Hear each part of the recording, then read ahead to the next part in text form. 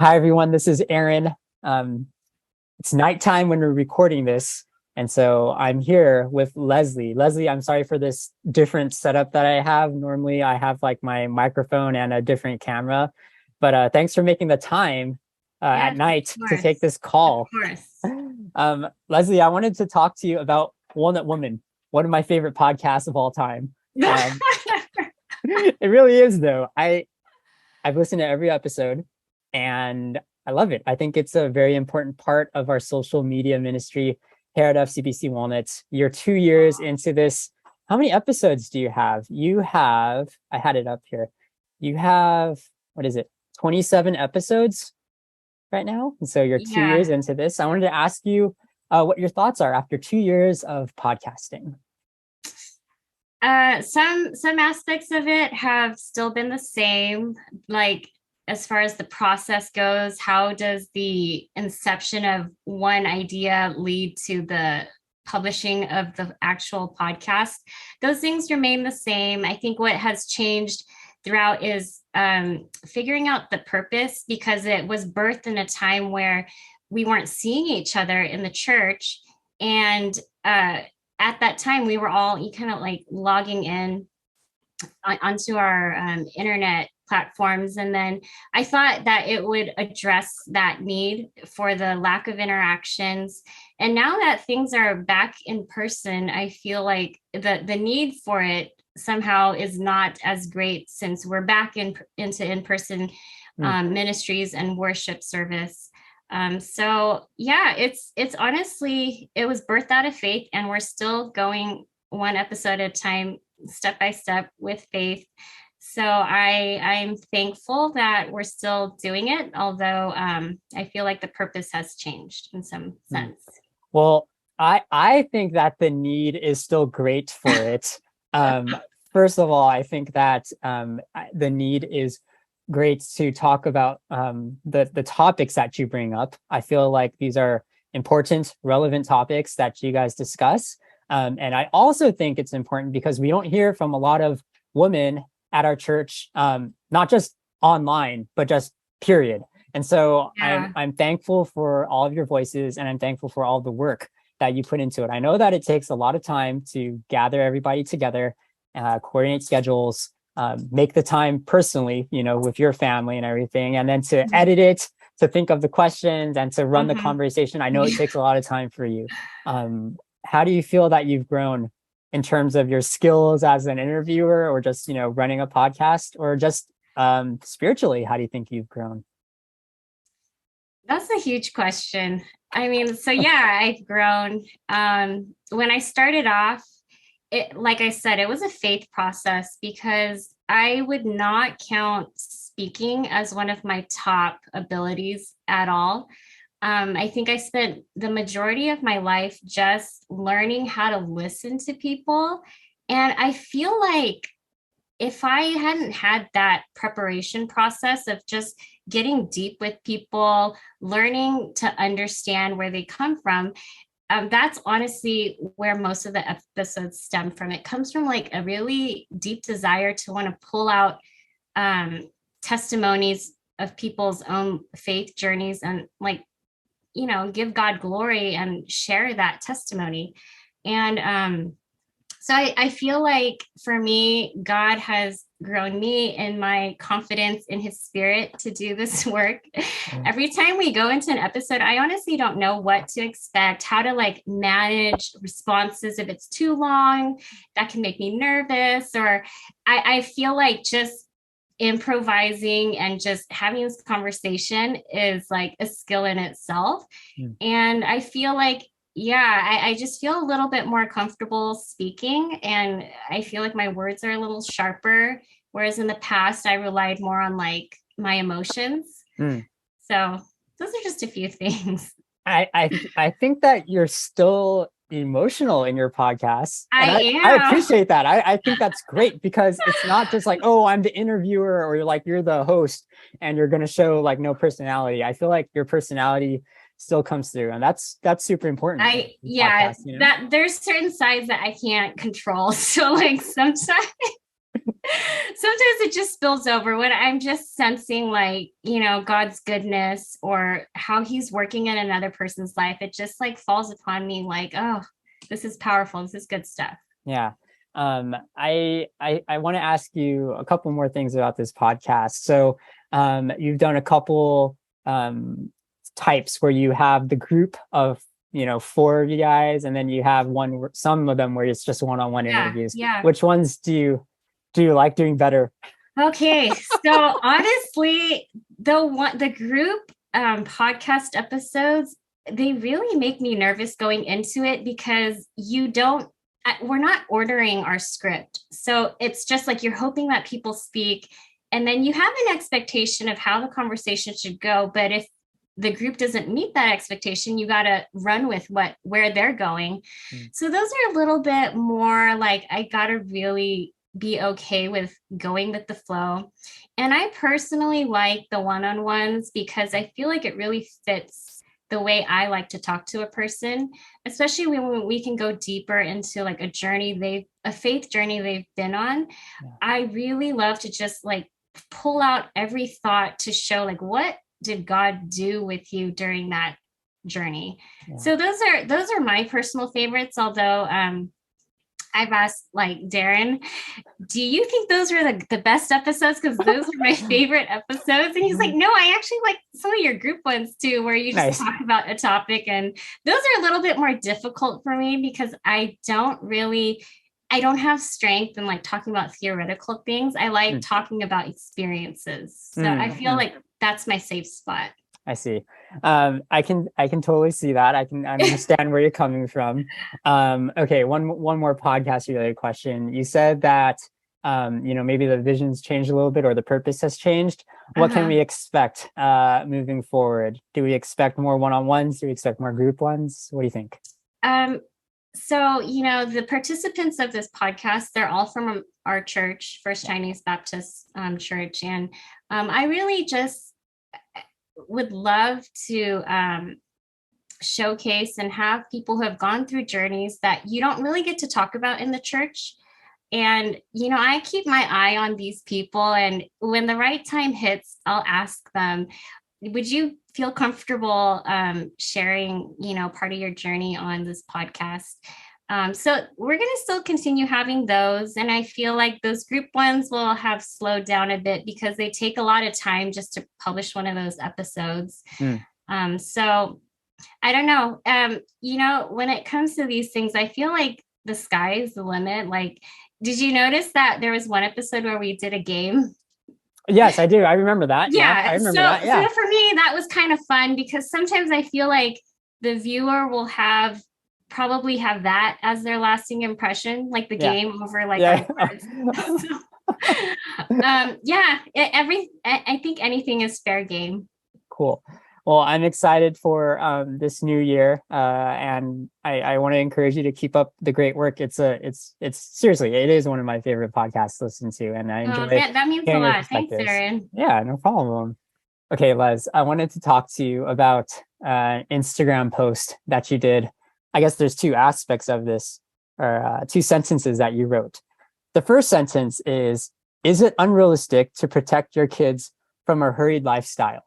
And then the second sentence that you wrote was, I also want to build their stamina for creativity and imagination without access to the internet, a screen, or money.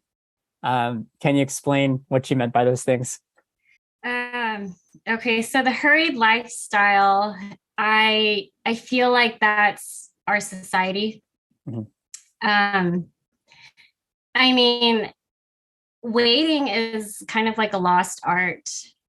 You know what I mean? Yeah. I feel ever since the introduction of technology, the internet, and now like these phones where you have the whole world at your fingertips, the moment you're bored or you're discontent with life, you just pick that up and you have so much power in those fingertips, and it does something to you. It makes you forget about these free gifts where we get to enjoy God's creation, his presence. And I mean, who wants to wait anymore? Yeah. But that is such a that's such an important spiritual discipline. Yeah. So I, like I'm a stay-at-home homeschool mom for my kids, and I feel like our home is the only place where I get to set that tone and say, you get this and you're not going to get this. And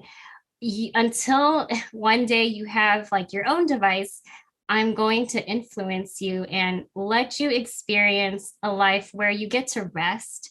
We get our discipline to take our Sabbath. We are going to slow down, because I feel like patience and perseverance can only be, cultivated in a setting where you're not rushed. Yeah. Yeah. So when you did say hurried lifestyle, you did mean like because of technology and things like that. I did. Yeah. And I don't know if technology perpetuates this whole tendency that I think we have as maybe adults, that we don't want to miss out. So we just keep taking those opportunities, and we never just slow down and just rest. Yeah. Yeah. I mean, you said two things that I want to pick up on. The first one is that you said we do have the fears of missing out still. That's something that people have talked about a lot, but it still Yeah. exists. It's very Oh, yeah. real. And then you also said though that you want to influence your kids. And so that's a fun term, because when we think of influencers for online world, we think about people with social media clout, or like a lot of Yeah. followers and things. Yeah. But Mhm. as parents, in your case as a mom in particular, you have the huge platform to influence your kids Yes. with. Yeah. Yeah. And you set Mhm. the terms. So Mhm. I appreciate the directness, the intentionality behind the way you're choosing to disciple your kids. Can you talk about that other sentence where you talked about what their creativity Oh, the and creativity. imagination without access to the internet, a screen, or money? Okay, so it's the most tempting thing as a parent to make life easier. You just give them something that's going to stimulate and give them, like 10 or more minutes of their time, so Yeah. that you can have your time to yourself. Mm. So it's such a tempting thing. And we've done it. We've given them screens, movies. And what I found is that those screens are so powerful in their life to make them demanding and impatient. Mm-hmm, mm-hmm, mm-hmm. And when you're watching something, you're not being a participant of it. You're receiving something passively. Yeah. So it's making you like lazier. And Mm-hmm, mm-hmm. technology itself is making us lazier, Sure. right? Yeah. Yeah. Yeah. Yeah. So I just have this really big desire when they're young to give them the stimulation that God gave us five senses for, Mm-hmm. all those five senses. I feel like Yeah. if you keep stimulating them in those ways, they will learn to love like the world around them, the creation. They will learn to appreciate interactions with people. And, when we go out, like we want them to value interaction with people more Yeah. than like what these devices will make of them. It's going to make them like you know, a master of their life, right? Like Yeah. again, it goes back to like what that phone does to people. It just makes you feel like you have power to Mm, make mm, mm, decisions, to feed your discontentment. mm. And I feel like creativity is such a lost skill for kids. And what I mean by that is like if you just throw in a bunch of kids in a room, an empty room, they will eventually find something to do. They're Yeah. going to find a stick, even a toothpick, and they're going to imagine, let's do this, and they're Yeah. they're going to all follow each other, and that's what I call a childhood, right? Like Nice. just go play with the rocks, go play with those dead leaves. And Yeah. honestly, like that is amazing. Mm, Kids are the most creative creatures on this earth. yeah. And like what happens over time is like we begin to just like surround them and tell them, no, you got to learn this, do this. And then slowly like that gets dried up. But like in the whole education world, the creativity is actually one of the highest functioning cognitive processes of what you do when you receive knowledge. Mm, So, That's cool. the easy thing is say, oh, I remember that, I recognize that. But to create something from that knowledge, it's actually the highest cognitive skill on, I think, the Bloom's taxonomy. Oh man, that's awesome. It is. So Yeah, it's actually a really important skill if you want to do something with knowledge later on. Oh, okay, cool. Yeah. So So I feel like now's the time. Like, you were born to be your maximum creativity looks like it's now. So I want to let you. I want you waste to it. explore. Yeah, I don't want you to waste this time. And so, like, there's so much to do in the house. And when they're bored, I'm like, go look for something, Les, I appreciated that post. Now, I think your Instagram's private, right? Your Instagram's private or whatever. Yes, So private. I know that you're I mean, you're still putting yourself out there though. You're still like putting your opinions on these things out there.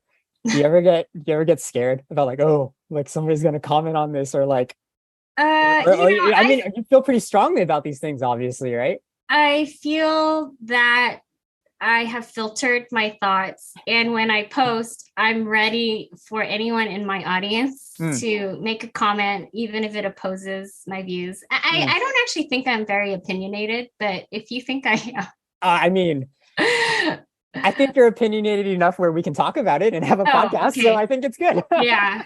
Yeah. Yes, I'm ready to have those conversations. I try to be really sensitive to the audience and my words. Okay. Well, I appreciate it. I'm thankful that you do talk about these things and you're not scared to put, I think, your views and your values out there. And just to talk about God, Jesus, anything, like that's related to these things. Whenever somebody posts something about their faith, then I appreciate it. I do want to ask you now, do your kids listen to your podcast? Do they know that you are a creator? A creator? Yeah. Well, they don't honestly see videos as people who have created something. They see it like, you're feeding me what I want. Got it. Yeah. They know what the screen looks like. They know when they see mommy with another woman or like the group of women, they know that's like the podcast.